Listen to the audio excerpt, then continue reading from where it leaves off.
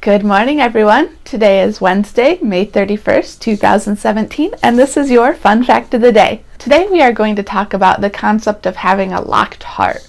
A womanly woman will do a decent amount to guard her heart. Most females in general, again speaking in generalities, are very emotionally based, and we tend to easily give out our heart.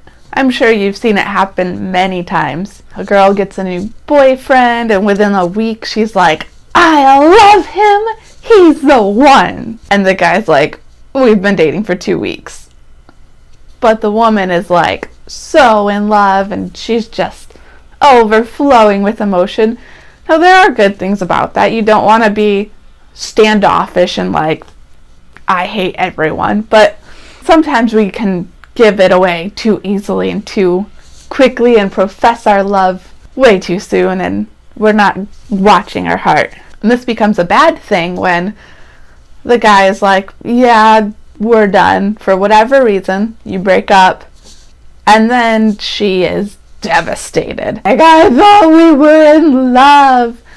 And as a good friend, you sit there and you comfort her, but you're just like, maybe if you hadn't have just given your heart away after a week, maybe this wouldn't be a problem.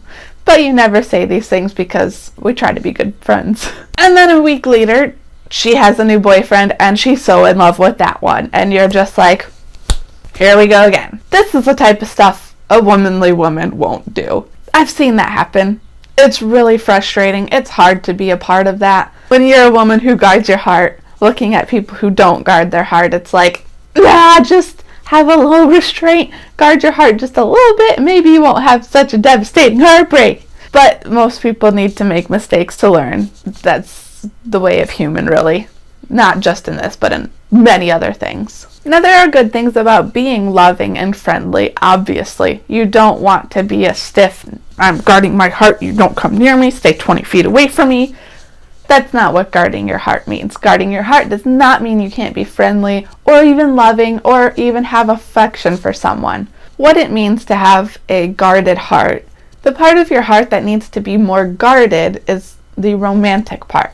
This does not mean your friendship part is super guarded. You don't want to be like, new person, can't be a friend until I, X amount of days. No, you guard the romantic part of your heart. Your friendship part should be more than open and willing to help other people out and to love them well, but the part of you that is for that one person, that is the part that should be guarded.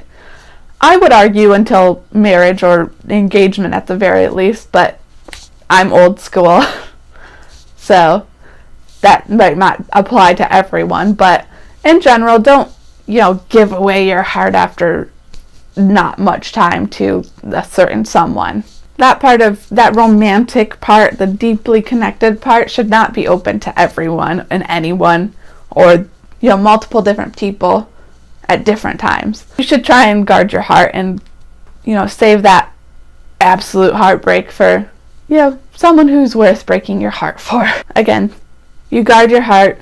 This part of your heart should only belong to at the very least one person at a time.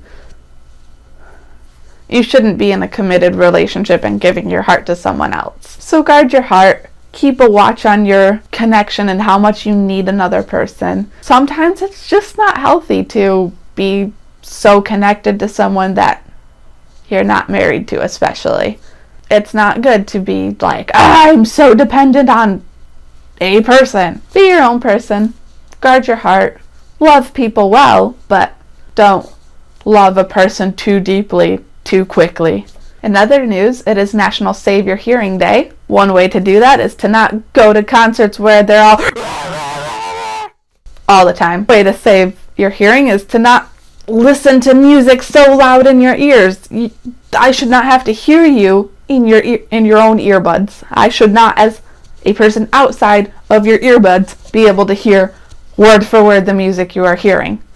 Save your hearing. Turn it down.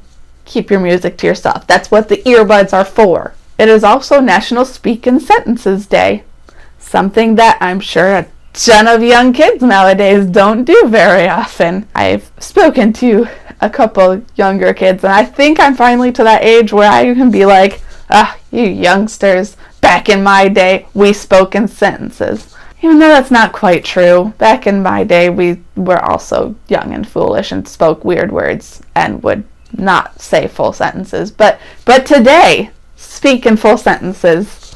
Make your English teacher proud. Hope you enjoyed this fun fact of the day. See you tomorrow.